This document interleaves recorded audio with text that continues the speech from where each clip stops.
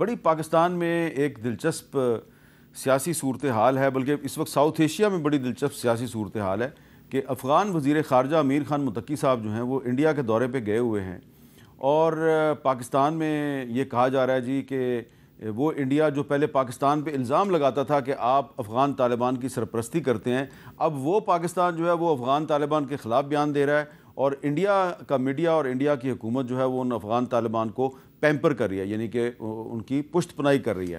اور ساتھ ہی ساتھ ابھی عقیل ملک صاحب نے یہ سوال اٹھا دیا ہے کہ اگر سہیل آفریدی صاحب چیف منسٹر بنتے ہیں خیبر پختونخوا کے، تو وہ کابل سے گائیڈ لائن لیں گے یا اسلام آباد سے؟ تو علی ظفر صاحب اس کا آپ کیسے جواب دیں گے؟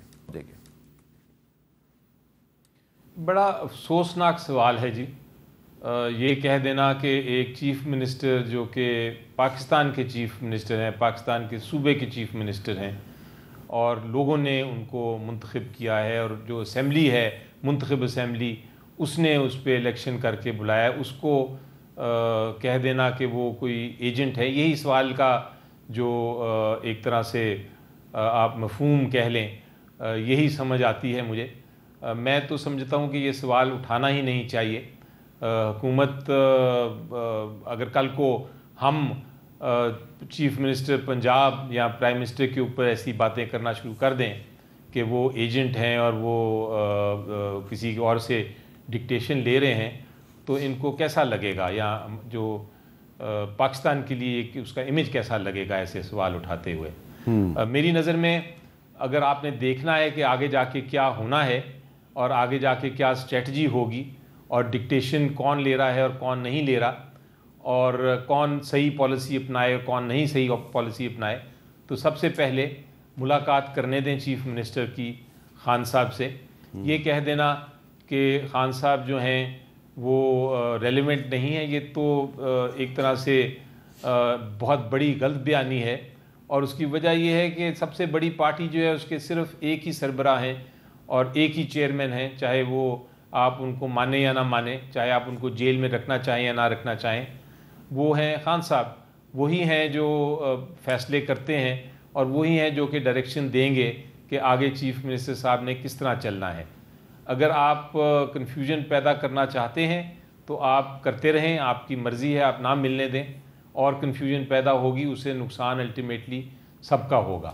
اس لیے میری نظر میں سب سے اہم چیز یہ ہے کہ آپ ملنے دیں، پھر جو اسٹریٹجی بنتی ہے اس کے بعد اس اسٹریٹجی کے اوپر بات کریں، لیکن پرسنالٹی پہ بات نہ کریں۔ پرسنالٹی بھی ایک ینگ چیف منسٹر آئے ہیں اور آپ ان کو پہلے سے ہی کہنا شروع کر دیں کہ آپ کہاں سے ڈکٹیشن لیں گے یا نہیں لیں گے، یہ درست بات نہیں ہے۔ آپ ان کی ایک پالیسی جو آتی ہے اس کے اوپر بات کریں، جس طرح ہمارا بھی حق ہے کہ ہم کوئی بھی پالیسی ہو، چاہے وہ معیشت کی پالیسی ہو، چاہے وہ دہشت گردی کی ہو، چاہے وہ فورن پالیسی ہو، ہم بھی اپنی رائے دے سکتے ہیں کہ اس میں یہ بہتری ہے، یہ خرابی ہے، اس میں یہ ہونا چاہیے یا یہ نہیں ہونا چاہیے۔ تو اس لیول پہ بات کریں، اس انٹلیکچوئل لیول پہ۔ جو اسد کیسر صاحب کی آپ نے سنائی ابھی تھوڑی دیر پہلے، یہی ہم کہہ رہے ہیں کہ اگر آپ کو کوئی سجیشنز ہیں تو آپ ضرور دیجئے۔ چیف منسٹر جب ایک بار بن جائے تو وہ صرف ایک پولیٹیکل پارٹی کا چیف منسٹر نہیں ہوتا، وہ چیف منسٹر پورے صوبے کا ہوتا ہے۔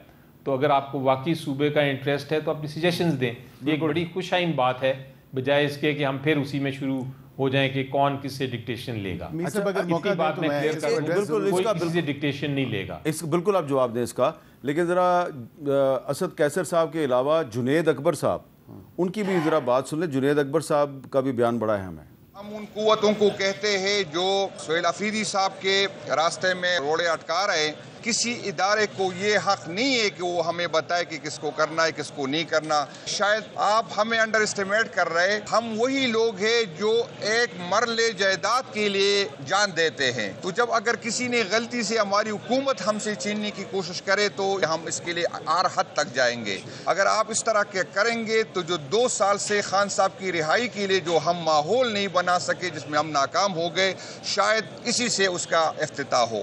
تو اب یہ اس لیے میں نے آپ کو بیان سنوایا کہ اسد کیسر صاحب اور جنید اکبر صاحب اور عاطف خان صاحب، یہ کوئی سیکرٹ نہیں ہے کہ علی مین گنڈا پور صاحب کے ساتھ ان کے تعلقات ٹھیک نہیں تھے، ٹھیک ہے جی۔ اور جنید اکبر صاحب کو عمران خان صاحب نے اس لیے خیبر پختونخوا کا صوبائی صدر بنایا تھا کہ آپ تحریک چلائیں، اور جنید اکبر صاحب یہاں پہ بیٹھ کے مجھے کہہ کے گئے تھے کہ جی مجھے علی مین گنڈا پور صاحب جو ہیں وہ تحریک نہیں چلانے دیتے، میرے راستے کی رکاوٹ ہیں.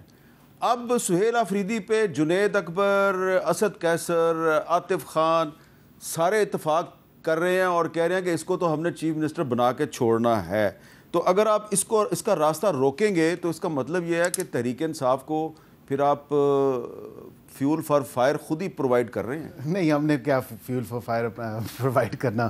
میر صاحب بات یہ ہے کہ ان کی ابھی بھی آپس میں جو ڈفرینسز ہیں یا جو ڈسکشنز ہیں وہ بالکل پتہ ہے کہ جو گروپس ابھی بھی ایگزسٹ کرتے ہیں پارٹی کے اندر وہ سب کو پتہ ہے. وہ روز روشن کی طرح یہاں ہے، پتہ چلتا ہے کہ جی یہ فلاں گروپ ہے، یہ فلاں گروپ ہے، یہ فلاں کا بندہ ہے، یہ فلاں کا بندہ ہے. ایوری بڈی نوز. یہاں پہ مجھے افسوس ہوا اس بات کا کہ علی ظفر صاحب نے ایجنٹ کا لقب دیا. میں نے بالکل ان کو ایجنٹ نہیں کہا، نہ میں کہتا ہوں وہ ایجنٹ ہیں. میرا کہنے کا مقصد صرف اتنا تھا کہ آپ نے کہا کہ ان کی پالیسی کے اوپر آپ ڈسکشن کریں. میں انہی کی پالیسی اور ان کی وہ پالیسی جو on the floor of the house ہے، معذرت کے ساتھ مجھے کہنا پڑتا ہے، بصیت پاکستانی، بصیت اس ملک کا شہری ہونے کے ناطے، اس ملک سے محبت کرنے کے ناطے اور اس ملک کے پارلیمان کا حصہ ہونے کے ناطے، جو کہ میں سمجھتا ہوں سہیل آفریدی صاحب بھی ہیں، وہ بھی ینگ ہیں، میں بھی ینگ ہوں، but there is a huge difference. Ali Zafar sahab بات یہ ہے کہ انہوں نے کیا کہا، میں کوئی انٹیلیجنس بیسڈ آپریشن نہیں کرنے دوں گا.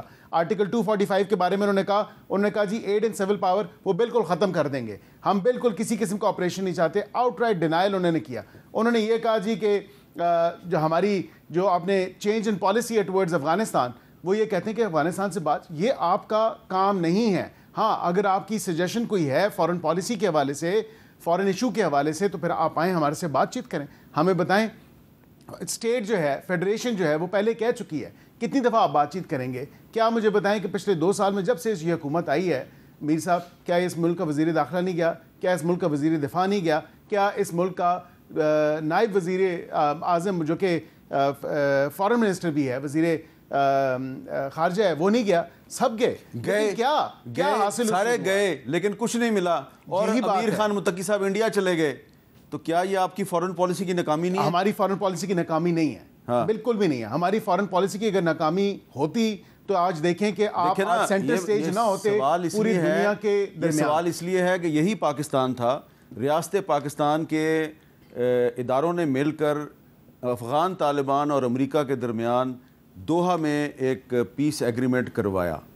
وہ پاکستان جس نے کہ طالبان کو امریکہ کے ساتھ بٹھایا، آج وہ پاکستان جو ہے وہ اس کو سعودی عرب اور قطر کہہ رہے ہیں کہ بھائی ان سے لڑائی نہ کرو، ان سے بات چیت کرو. تو یہ آپ کی فارن پالیسی کی ناکامی نہیں ہے؟ دیکھیں جب ہیٹریڈ جو ہے، جو نفرت جو ہے، وہ ہم بڑے مہمان نواز لوگ ہیں. 4 دہائیوں سے افغان ریفیوجیز کو یہاں پہ ہم نے بڑے مہمان نوازوں کی طرح رکھا، مہمان نوازی کی. لیکن باوجود اس کے کہ ان کا جو ایک دل میں، اور یہ کوئی ڈھکی چھپی بات نہیں، میرے سب کو پتہ ہے کہ دل کے اندر ان کی جو نفرت ہے پاکستان اور پاکستانیوں کے خلاف، چاہے وہ پاکستان میں رہ کے ہو یا پاکستان سے باہر ہو، وہ سب کو پتہ ہے. لیکن یہ نفرت تو اشرف غنی بھی کرتا تھا آپ سے، لیکن اشرف غنی کو تو آپ نے یہاں بلایا راول پنڈی میں اور اس کو گارڈ آف آنر دیا. دیکھیں یہ ہماری کوششیں رہی ہیں کافی عرصے سے، مختلف ادوار میں، مختلف حکومتوں میں. کوشش یہی رہی ہے کہ ہمیشہ ایک خوش اسلوبی سے، ایک باہمی ایک جو اتفاق سے، ایک دوسرے کی میوچل رسپیکٹ، ایک دوسرے کے ساتھ جو ہے ایک اچھا تعلق، اس کی بنیاد پہ جو ہے ہم سارے معاملات کریں. لیکن جب انف از انف، جب بہت ہو گیا، ابھی دیکھیں کہ متقی صاحب جو ہیں وہ دلی میں بیٹھے ہوئے ہیں اور یہاں پہ پاکستان کے بارڈر پہ جو ہے کیا انہوں نے ایڈونچر انپرووکڈ اگریشن کرنے کی کوشش کی. اور جو ان کے انفارمیشن منسٹر ہیں ذبیح اللہ مجاہد صاحب، وہ ٹی ایل پی کے ساتھ اظہار یکجہتی کر رہے ہیں. یہی بات ہے. تو یہ ناکامی نہیں ہے آپ کی؟ دیکھیں میں یہ سمجھتا ہوں کہ اگر آپ کے اندرونی معاملات میں مداخلت ہے.